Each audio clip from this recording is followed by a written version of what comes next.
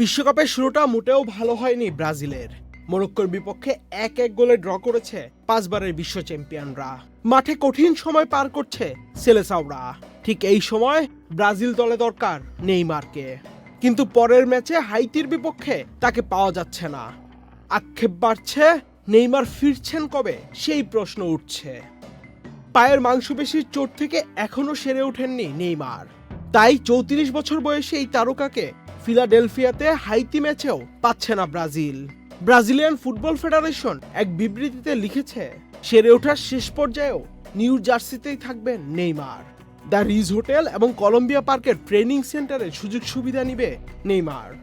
হাইতির বিপক্ষে নেইমার জুনিয়রকে না পাওয়ার আশঙ্কা ছিল আগে থেকেই।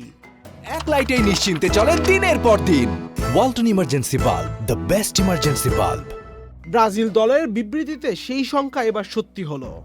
নেইমারকে হোটেলে রেখেই ব্রাজিল তাদের বিশ্বকাপের দ্বিতীয় ম্যাচ খেলতে মাঠে নামবে।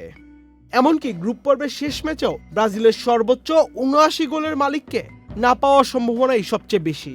নকআউট পর্ব থেকে পাওয়া যেতে পারে নেইমারকে।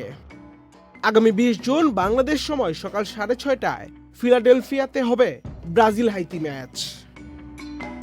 আহমেদ শাফি, চ্যানেল আই।